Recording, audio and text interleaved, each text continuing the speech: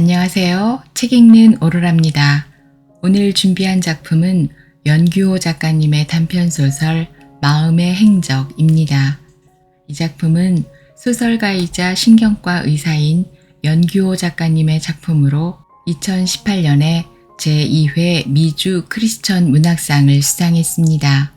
미주 소설가협회 회장을 역임한 연규호 작가님에 대한 자세한 소개는 이전에 소개한 영상 서독광부의 아들과 아래 더보기에서 보실 수 있습니다.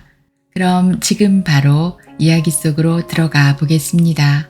편안한 시간 보내세요.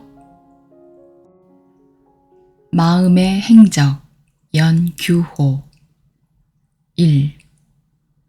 엄니가 날 알아볼까? 엄니 마음은 어디로 간겨? 경기도 분당 양로병원에 입원해 있는 어머니가 보고 싶어 뉴질랜드 오클랜드 국제공항으로 가고 있다. 어머니 생각이 날 때마다 스마트폰에 담겨 있는 어머니의 녹음 영상을 재생해 보는 것이 내가 할 수 있는 유일한 효도이다. 영상이 열리면 보고 싶은 어머니의 모습이 무성영화처럼 얽힌 실타래를 하나하나 풀며 튀어나오는데 조망만한 얼굴에 쪼글쪼글 주름진 모습이 마치 거미줄이 쳐진 것 같아 마음 아프다.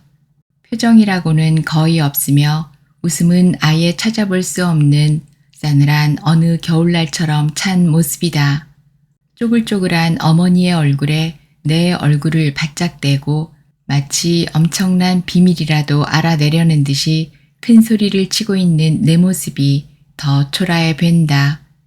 어느새 어머니는 90세, 양로병원 안락의자에 비스듬히 앉아있는 어머니 곁에 반쯤 웅크리고 서 있는 형님의 모습이 보인다. 엄니, 나 누구지? 누구? 나는 어머니를 흔들면서 내 이름을 속 시원하게 불러주기를 마음 조이며 갈망하는 장면이 나온다. 누구시죠? 어머니는 뜻밖에도 둘째 아들인 나를 몰라보신다. 엄니, 나 석호요. 엄니, 대답 좀 해봐요, 엄니. 나는 안간힘을 써 대답을 유도해 본다. 누구시죠? 이번에도 나를 모른다고 하니 슬그머니 화가 나 더 큰 소리를 왼쪽 귀에 심통스럽게 뿌린다. 엄니, 나 석호요, 엄니. 이번에도 대답이 없자 나는 억울하지만 단념하고 옆으로 물러섰다. 그럼 어머니, 시편 23편을 외워봐요. 시편 23편을. 보다 못해 옆에 계신 형님이 멋쩍어하는 나를 위로하려고 나와 정반대로 아주 조용한 목소리로 훈수를 둔다. 의자에 앉아있는 어머니는 잠시 얼굴을 실축거리며 대뇌 깊은 곳에 저장된 기억이라는 보따리를 풀어내기 시작한다. 마치 구식 자동차의 시동을 걸듯 몇 초의 간격이 필요하다. 출발 총소리를 들었는지 옆으로 살짝 늘어진 붕어잎 같은 어머니의 입술이 바르르 떨리더니 낭낭하게 암송을 시작한다. 하나님은 나의 목자시니 내게 부족함이 없으리로다. 그가 나를 푸른 초장에 누이시며 쉴만한 물가로 인도하시는도다. 나의 평생에 선하심과 인자하심이 정녕 나를 따르리니 내가 여호와의 집에 영원히 거하리로다. 한자도 안 틀리고 줄줄 외우는 어머니의 모습은 숭고하며 존경스럽다. 옛날 초등학교와 교회학교 교사를 하며 어린아이들에게 들려주던 그 옛 모습을 그대로 보는 듯하다. 초자연의 힘이라고 생각한다. 그런데 어머니는 정작 아들의 이름은 모른다고 하니 어찌 설명을 해야 할지 궁금하다 못해 화가 난다. 에이씨, 성경은 줄줄 외우면서 왜 내 이름은 몰라요, 엄니? 엄니, 피아노도 한번 쳐봐요. 나는 어머니의 손을 잡고 충청도 사투리로 말한다. 혹시라도 사투리가 옛 기억을 되살리는데 도움이 될까 해서이다. 이번에는 못 들었는지 꿈쩍도 않는다. 작년부터는 손이 떨리며 평형 감각이 좋지 않아 일어나다 몇 번 쓰러지더니 이젠 아예 일어나질 않는다고 형님이 설명한다. 석호야, 그래도 찬송은 혼자 하셔. 그거 있잖아. 내 영혼의 극히 깊은 데서 맑은 가락이 울려나네. 하늘 곡조가 언제나 흘러나와 내 영혼을 고이 싸네. 근데 그것도 요즘은 안 하셔. 잊었는지 소리가 안 나는지 통 안 해. 어쩌겠니? 치매가 더 심해졌으니. 형님이 내게 설명을 하는 도중에 어머니를 담은 영상은 여기서 뚝 끊겼다. 이상은 6개월 전에 한국에 가 어머니의 병상 옆에서 특별히 녹화한 영상이다. 엄니, 나 엄니 보러 지금 가는 중이여. 나는 스마트폰을 윗주머니에 넣었다. 긴 출국 수속을 마치고 K 여객기에 탑승하니 어머니를 보고 싶은 마음이 더욱더 간절해진다. 어머니는 3, 4년 전까지만 해도 가족들과 대화도 하고 성경 구절도 거뜬히 암송하는 것은 물론 피아노를 치라고 하면 피아노에 앉아 감정을 넣어 가요, 동요, 그리고 찬송가를 자유자재로 연주했다. 뿐만 아니라 찬송과 동요도 직접 육성으로 불러주셨음은 어머니가 초등학교와 교회학교 교사를 수십 년 했기 때문이었다. 그러기에 어머니는 치매라는 해괴한 병에 아예 걸릴 사람이 아니라고 자신을 했었다. 그런데 4년 전부터 치매 증세가 보이기 시작하더니 조금씩 잊어버리기 시작했다. 석호야, 더 먹어라 라고 음식도 권유했었는데 지난 방문 때는 아들인 나를 보면서 누구시죠? 라고 묻기 시작했다. 신기하게도 맏아들인 형님은 알아보았다.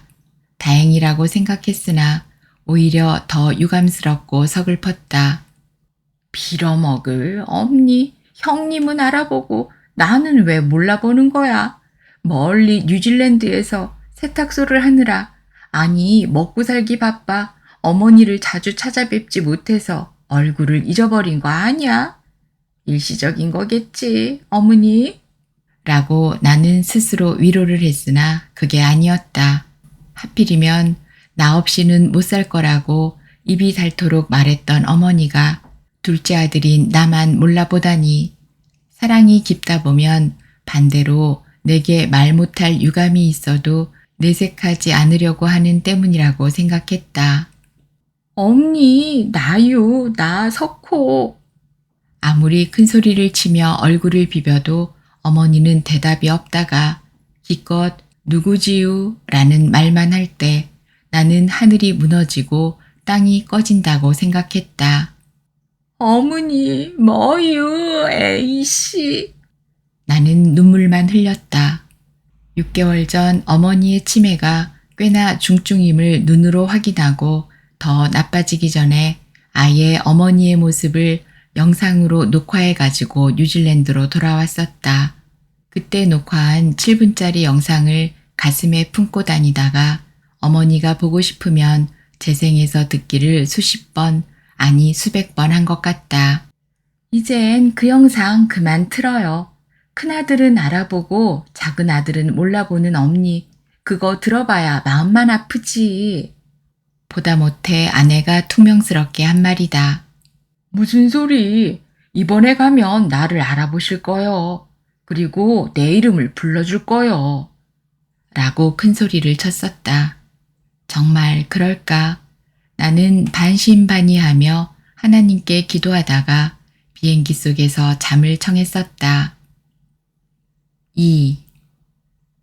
식사는 무얼로 하실까요? 비빔밥 아니면 소고기 요리? 여 승무원이 상냥하게 웃으면서 내게 물었다. 비빔밥으로 주세요. 문득 어머니가 더운 여름날 고추, 오이, 그리고 상치를 텃밭에서 따가지고 와 참기름과 고추장을 넣어 비빔밥을 만들어 주었던 기억이 떠올랐다. 고소하고 매콤한 맛이 아직도 내 혀끝에서 살살 녹고 있는 듯 했다. 어머니, 어머니. 공무원으로 여기저기로 정근을 자주 다녔던 아버지 대신 어머니는 우리 가족에게는 변함없는 등대지기요 선장이었다. 초등학교 교사답게 어머니는 꼿꼿하며 딱 부러진 여성으로 가정교육에도 엄했기에 형님은 상과대학을 나와 기업체에서 이사로, 나는 공과대학을 나와 역시 꽤 큰 기업체에서 신임받는 엔지니어로 과장을 거쳐 부장으로 그리고 이사직도 바라보았다. 그렇던 내가 48살 되던 해 직장으로부터 뜻밖에도 명퇴를 당하고 말았다. 생각해보면 1년 전부터 명퇴의 대상이라는 소문은 있었다. 기분이 언짢았으나 그럴 리가 없다고 자신하며 지냈는데 말만 듣던 그 명퇴가 내게 덮쳐왔다. 그러나 내게는 도무지 이유가 안 되었다. 억울했다. 용납되지 않았다. 하늘이 노래지며 낭만과 한스러움으로 눈물만 흘렸다. 죽고 싶었다. 한국이 싫었다. 동료들을 만나는 것이 죽기보다 싫었다. 폐잔병이요 포로가 된 기분이었다. 퇴직금을 받았다. 그런데 그 돈으로 무엇을 한담. 아내에게 면목도 없고 자식을 보기도 힘들었다. 석호, 뉴질랜드로 와봐. 전기기술자로 우선 오라고. 여기 살만해. 명퇴도 없고 걱정도 없어. 몇 년 전에 명퇴를 당한 후 호련히 뉴질랜드로 이민 간 선배의 충고가 고마웠다. 엎친 데 겹친다고 건강하다고 믿었던 아버지가 갑자기 언성을 높이며 불안해하더니 혈압이 높아지고 우울증에 빠졌다. 무엇이? 석호가 잘렸어? 나쁜 놈들, 석호가 어째서? 아버지는 잠을 못 자며 안절부절했다. 2년 후 2006년 여름 나는 초급행으로 이민 수속을 해 마침내 뉴질랜드로 가게 됐다. 석호야, 힘내거라. 내 걱정 말고 뉴질랜드로 가서 잘 살아라. 이 애미는 살 만큼 살았어. 내 나이 80이여. 어머니는 내 등을 토닥거리며 위로를 해주었다. 그리고 어머니는 시편 23편을 읊으면서 여호와가 너의 목자시니 너를 지켜주실 거요. 라고 하며 피아노를 치며 친히 찬송을 불러주었다. 반면 아버지는 아주 달랐다. 석호야, 이민 간다고? 아니지. 조국을 두고 어딜 가? 안 돼, 이놈아. 여기서 살자. 아버지, 한 5년만 살다가 성공해서 오겠습니다. 아버지. 5년이라고 했니? 세월이 우릴 기다린다고? 아니요, 이놈아. 나 5년 못 살아. 그 후 아버지는 몸져 누웠으니 이민 가기가 힘들었다. 석호야, 걱정 말고 가거라. 내가 알아서 할 테니. 저러다 아버지는 좋아진다. 형님이 위로했을 때 나는 비로소 내가 차남인 것을 인식했다. 뉴질랜드 오클랜드로 이민 가던 날은 공교롭게도 내 나이 50이 되던 날이었기에 전날 온 가족이 모여 송별회 겸 생일 만찬을 했다. 내일 여길 떠나면 나는 태평양과 인도양을 건너 미지의 나라로 간다고 생각하니 어깨가 무거워지며 두려웠다. 16살, 11살 된 딸과 아들의 손을 꼭 잡았으나 힘이 없었다. 자신이 없었다. 80세의 어머니와 82세의 아버지를 두고 간다니 내 마음이 무겁다 못해 죽을 죄를 짓는다고 생각했었다. 그래도 비행기를 타야 했다. 뉴질랜드는 듣던 대로 지상 낙원이었다. 탁 트인 바다에 계획된 도시 오클랜드에서 선배를 만났다.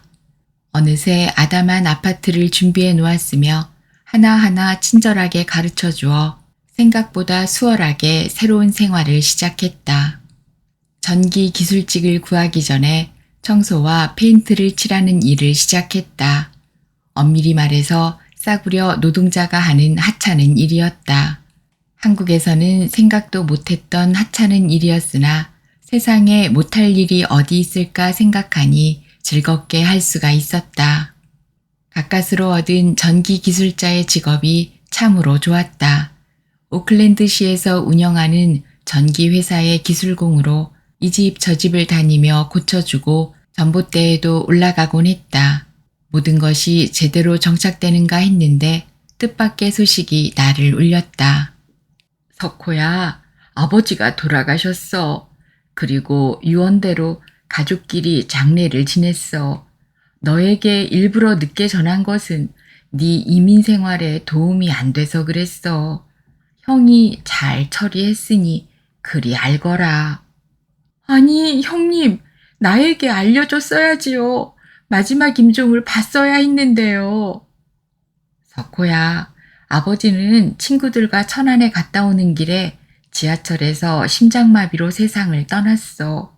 누구도 아버지의 마지막을 보질 못했어. 나도. 아버지. 나는 멀리 북쪽 하늘을 바라보며 울었다. 오클랜드의 밤은 유난히도 하늘이 맑았기에 수많은 별들이 내 머리에서 초롱초롱 빛나고 있었다.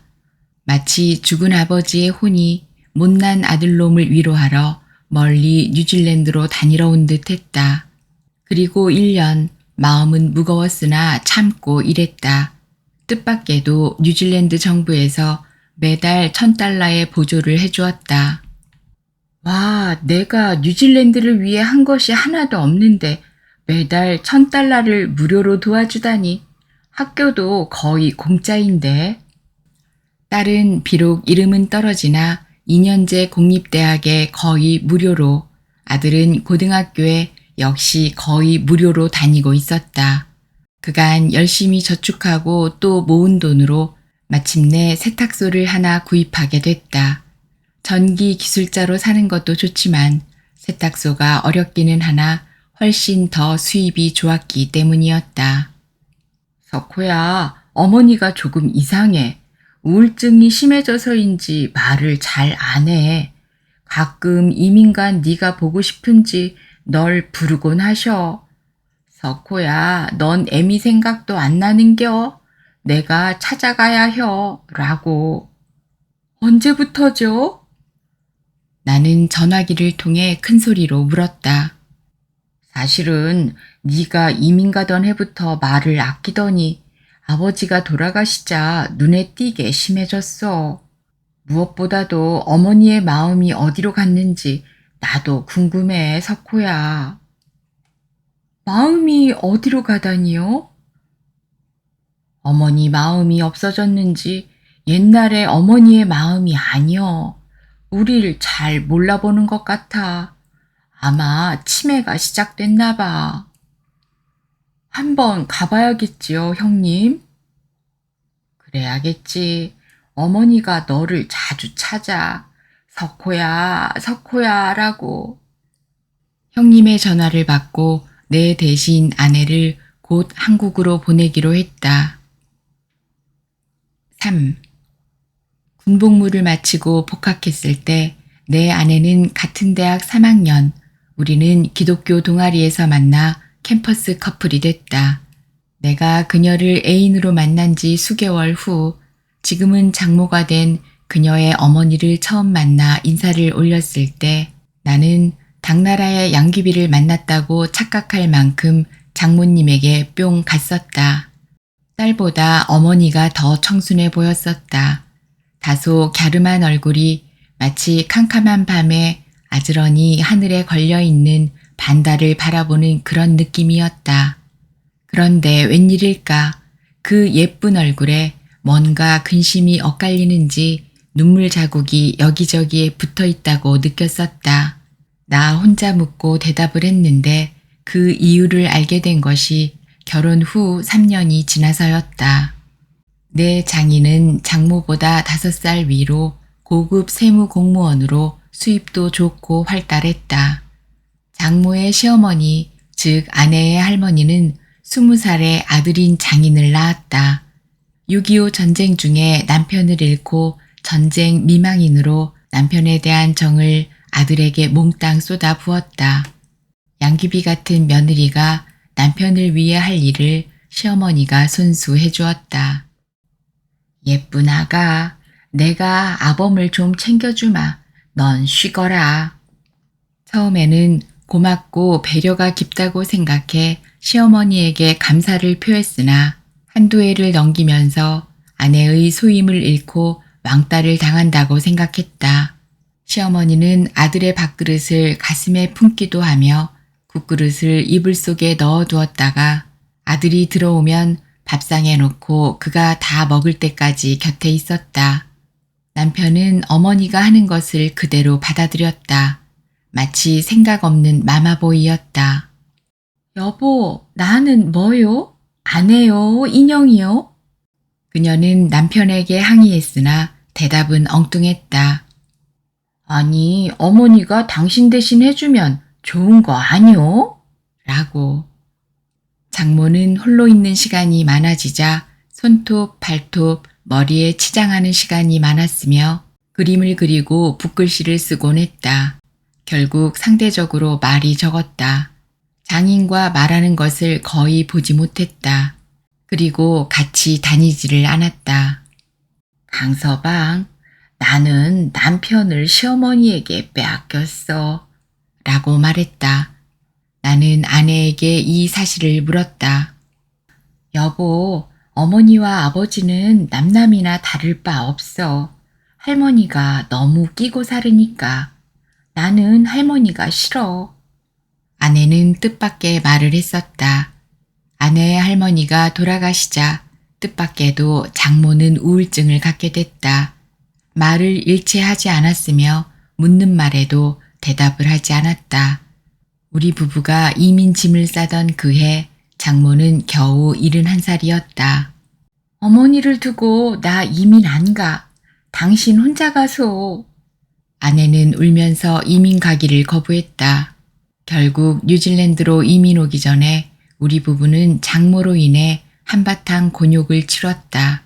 뉴질랜드에서 자리 잡는 대로 자주 한국에 가 어머니와 같이 있게 해주겠다는 나의 꼬임에 아내는 여기까지 왔으나 청소하랴, 페인트 칠하랴, 집안일 하랴 한 번도 한국에 가질 못했었다.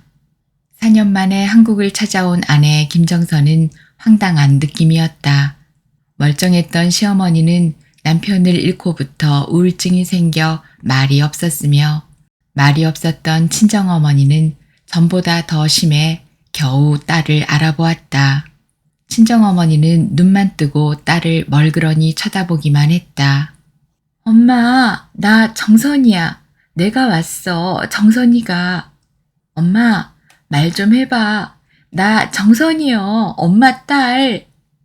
왜 이제 온 거야?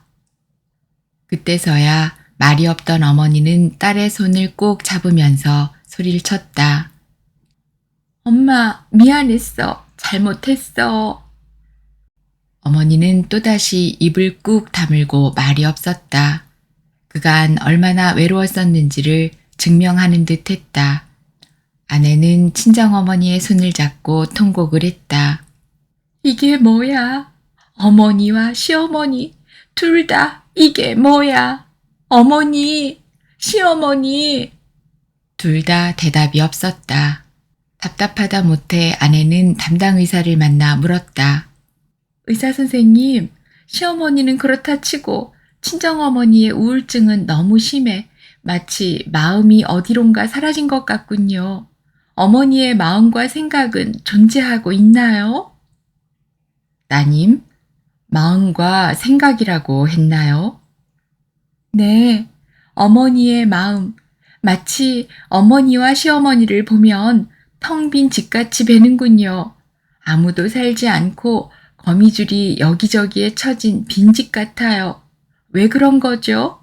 도대체 치매 환자나 우울증 환자의 마음은 어디에 있는 거지요? 모성애는 어디로 갔나요? 가슴에 아니면 뇌 속에? 뉴질랜드에서 온 따님, 저는 신경병리 의사입니다. 물론 마음은 뇌 속에 있습니다. 가슴에 있는 게 아니고요. 의학적으로는 말입니다. 시어머니와 친정어머니는 모두 우울증에 해당됩니다. 치매나 뇌졸중이 아니고. 그러나 두 분의 증상은 마치 치매 환자처럼 보입니다. 우리의 뇌는 여러 개의 기관이 합쳐 서로 보완해주는 아주 큰 유기체입니다. 우선 대뇌는 이성의 뇌라고 불리우는데 좌우로 갈라져 있습니다. 기억, 지능, 정보 분석, 판단을 초고속 컴퓨터보다 빠르게 처리합니다. 운동, 감각, 음악, 소리, 청력, 그리고 후각을 담당합니다. 대뇌의 밑에 있는 대뇌 변형계는 감정의 뇌라고 불리웁니다. 아주 중요하지요. 그 중에 해마라는 부위는 최근에 얻은 새로운 정보를 대뇌로 보내 영구히 기억하게 하는 기능이 있는 곳이지요. 뿐만 아니라 사람의 감정을 조절하는 기관입니다. 이 부분이 기능을 잃으면 치매가 되며 어머니의 사랑을 잃어버리지요. 그리고 뇌간은 생명의 뇌라고 불리우지요. 죽고 사는 문제, 즉 심장, 호흡, 그리고 그 주위에서 많은 뇌 호르몬이 나오고 있지요. 불교에서는 마음은 가슴에 있다고 하며 심장을 가르치지만 사실 마음은 뇌에 있답니다. 결국 뇌의 여러 기관들, 즉 시각, 청각, 후각, 촉각 등이 대뇌와 연결되며 대뇌 변연계를 통해 대뇌에 저장된 정보를 유출해내는 과정이 마음입니다. 그런데 뇌가 중요하지만 몸 자체와 주위 환경에 큰 영향을 받는 것으로 보아 마음은 뇌와 몸 전부가 연관된 것이지요. 치매는 대뇌의 세포와 해마의 세포가 완전히 작아지고 숫자도 감소하는데 이를 알츠하이머라고 부르지요. 뇌에 뇌졸중이 생기거나 혈관이 터지면서 뇌의 부분들에 손상이 생겨서 오는 치매도 있지요. 물론 MRI를 찍어보면 비정상으로 나타나며 뇌파 검사도 역시 손상이 있지요. 조금 이해하기가 힘드시죠? 사실 일반 의사들도 뇌에 대해서는 잘 모른답니다. 그러나 따님의 시어머니와 어머니는 MRI와 뇌파가 극히 정상인 것으로 보아 단순히 뇌 속에서 분비되는 신경 호르몬, 즉 도파민이 적어져서 생긴 우울증이라고 봅니다. 그러기에 두 분은 향후 좋아질 가능성이 많습니다. 희망을 가지시고 뉴질랜드로 가셔도 됩니다. 그럴까요? 신경병리 박사님? 아내는 눈물을 닦았다. 좋아질 수 있다는 신락 같은 희망 때문이었다. 한국을 다녀온 아내의 말대로 어머니와 장모님의 증세가 좋아지기를 기대하다 보니 콧노래가 나왔다. 세탁소도 점점 더 번창해 수입이 대폭 늘었기에 우리는 큰 결단을 내렸다. 직접 곁에서 효도는 못하지만 돈으로 효도를 하자라는 결심으로 각각 두 분의 병원 치료를 위해 $3,000를 매달 보내기로 했다. 아무것도 하지 않은 나에게 뉴질랜드 정부에서도 $1,000를 주는데 우리를 낳고 기른 어머니들에게 왜 못할까라는 마음에서였다. 그러나 이로 인해 우리의 집 재정은 휘청했으나 마음은 기뻤다. 1년 전 형님이 보내준 소식에 의하면 어머니가 뇌졸중으로 갑자기 쓰러진 후 기억력이 급격히 떨어짐은 물론 평형 감각도 좋지 않아 결국 양로병원에 입원했었다. 그 후 병원비가 무척 든다고 형님이 처음으로 돈 걱정을 했었다. 4. 뉴질랜드를 떠난 비행기가 마침내 제주도 상공을 지난다고 상냥한 여 승무원이 방송을 하고 있었다. 석호야, 어머니를 분당에 있는 H 양로병원으로 옮겼어. 시설이 더 좋고 간병인도 좋아. 인천공항에서 직접 그리로 가는 급행버스를 타고 와. 근처에서 택시를 타면 쉽게 찾아올 거야. 그리고 석호, 매달 병원비를 보내줘서 큰 도움이 돼. 나도 250만 원과 간병인값 70만 원을 내긴 하지만 하여튼 꽤 벅차다. 지난번 전화를 통해 형님이 알려준 정보였다. 형님 말대로 인천공항에서 분당까지 와 택시를 타고 어머니가 계신 H 양로병원에 도착했다. 현대식 건물로 지은 5층 건물의 3층에 어머니는 누워 계셨다. 새로 바뀐 조선족 간병인이 나를 아는 채 했다. 조금 전에 잠이 드셨는데요. 잠든 어머니의 모습은 갓난아이 같았다. 치매가 생기면 거꾸로 나이를 먹는다고 했다. 사람이 태어날 때 아무것도 가지고 온 것이 없듯이 갈 때도 빈손으로 간다고 했다. 어머니의 위에 직접 튜브를 통해 들어가는 아주 고가의 고급 영양 음식이 떨어지는 소리가 마치 시계의 초침처럼 똑똑 소리를 냈다. 조망만한 얼굴에 여기저기 잔주름이 마치 거미줄 같았다. 그런데 여기에 누워있는 이 여인이 나를 낳아준 어머니였다. 그리고 나와 같은 DNA를 갖고 있지 않은가.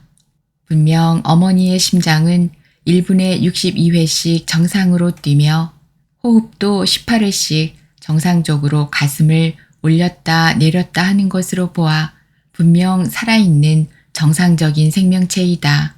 그런데 아들인 나를 몰라본다. 왜 몰라보나? 왜? 가만히 어머니를 들여다보았다. 아이처럼 평안해 보인다. 차라리 힘든 세상에 눈 뜨지 말고 이렇게 계시면 평안할 텐데. 어머니를 보고 불편해하는 편은 오히려 의식이 또렷하며 정상으로 살고 있는 나였다. 잠시 후 어머니는 눈을 뜨고 흐린 초점으로 나를 바라보고 있었다.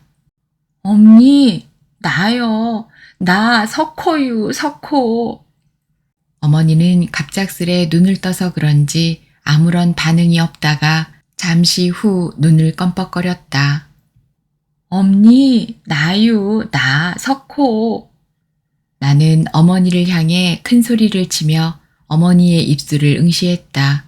어서 내 이름을 부르기를 기대하면서. 그러나 이번에도 대답이 없었다. 엄니, 나유, 나. 나는 어머니의 얼굴을 비비면서 말했다. 누구지요? 엄니, 나 아들 석호. 누구?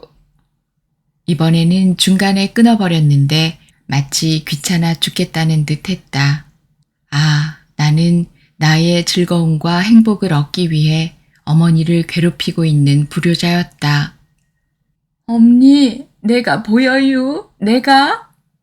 나는 아내가 일러준 대로 그 유명한 신경병리학자의 가르침을 이용해 보았다.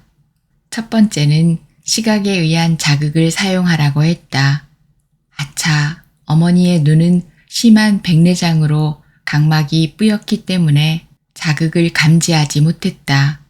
결국 뇌의 후두부에 있는 시각센터에 닿기도 힘들었다. 그것만으로도 사물을 분간하기가 힘들 테니 이 자극을 줘봐야 소용이 없었다. 두 번째는 청각에 의한 자극을 사용하라고 했다. 나는 어머니의 귀에 대고 손바닥을 딱딱 쳐보았다. 어머니가 조금 찔끔 움직이는 모습을 감지했다. 고막을 거쳐 귀 속에 신경을 타고 측두부에 있는 소리센터에 감지됐다고 생각됐다. 그러나 어머니는 나를 알아보지 못했다. 실패였다. 세 번째는 피부에 주는 통증과 접촉이었다. 엄니! 나는 어머니의 손을 꼭 잡고 비볐다. 피부에 전달된 감각이 역시 대뇌의 감각 부위에 도착했는지 움찔하고 움직였다. 그러나 어머니는 나를 알아보지 못했다. 역시 실패였다. 네 번째는 냄새, 즉 후각에 의한 자극이었다. 엄니! 나는 갖고 온 작은 암모니아 튜브를 열어 어머니의 코에 대었다. 놀랍게도 어머니는 고개를 조금 저었다. 아, 후각세포가 살았어. 대뇌에 있는 후각센터가 살아있는 거야.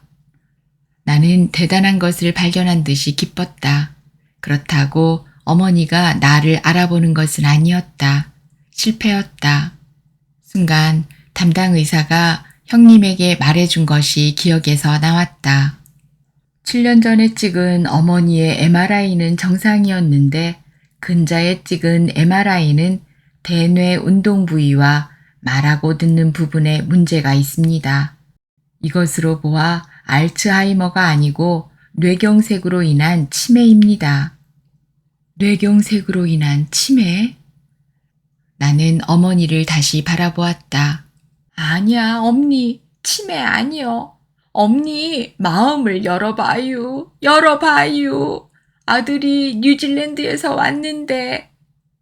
나는 참다 못해 어머니의 가슴에 얼굴을 묻고 울기 시작했다. 순간 나는 어디론가 강력하게 빨려 들어간다고 느꼈다. 그리고 옛 시골집이 눈앞에 보이는가 했는데 그 집 대문이 활짝 열려 있었다. 아니, 집이 왜 비었지? 아무도 없잖아? 나는 집안을 기웃거렸다.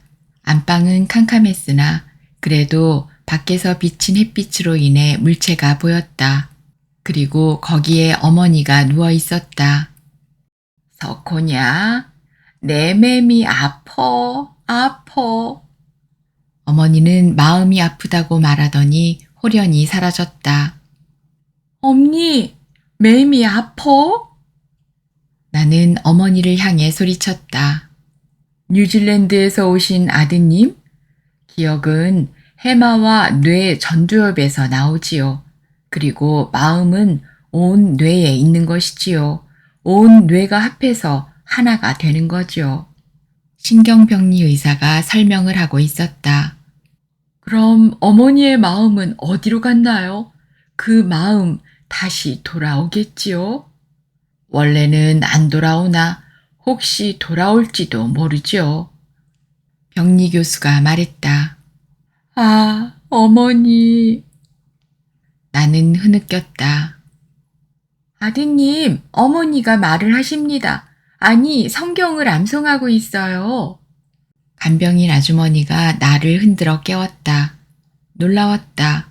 누구시조만 연발하던 어머니가 또렷한 말로 성경 시편 23편을 암송하고 있었다.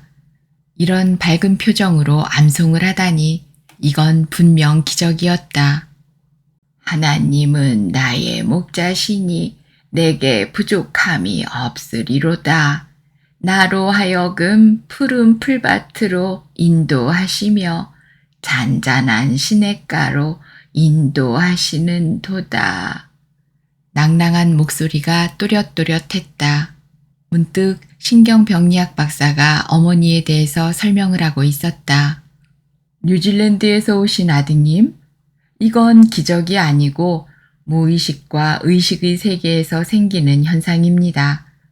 해마를 통해 단기 기억은 대뇌로 이동돼 장기 기억으로 변해 의식에서 무의식 속으로 가 저장이 됩니다. 그런데 어떤 계기로 눈에 띄는 자극이 무의식 세계로 들어가 숨어있던 기억을 하나하나 실타래 풀어내듯이 끄집어내게 됩니다. 그게 바로 시편 23편을 통째로 꺼내 암송을 하는 것이지요. 선생님, 그게 비록 무의식과 의식 세계에서 오는 현상이라고 해도 나는 그렇게 믿지 않아요. 멀리 나들이 갔던 어머니의 마음이 자기가 살았던 빈 집으로 되돌아와 멀리서 찾아오는 아들을 기다리고 있는 거예요. 빈집 속에 어머니가 돌아오니 따뜻한 마음이 녹아 훈훈한 새 집이 되는 거죠. 일단 어머니는 시편 23편을 다 암송한 후 조용히 그리고 멍하니 천정을 바라다보고 있었다. 엄니, 찬송도 한 곡 해줘요. 나는 어머니를 와락 안았다. 어머니는 얼굴을 몇 차례 꿈틀거리더니 아, 웬일인가 그 찬송을 하기 시작했다. 내 영혼의 극히 깊은 데서 맑은 가락이 울려나네. 평화, 평화로다. 하늘 위에서 내려오네. 어떻게 그토록 힘있고 감정 있는 찬송을 부르다니 감격해 눈물이 주르르 흘러내렸다. 엄니 고마워요. 사랑해요. 나는 어머니를 더 강하게 꼭 안아주었다. 두근두근 펑펑 뛰는 것이 느껴졌다. 어머니의 심장이었다. 그리고 그 속에 내 마음이 들어가 있는 듯했다.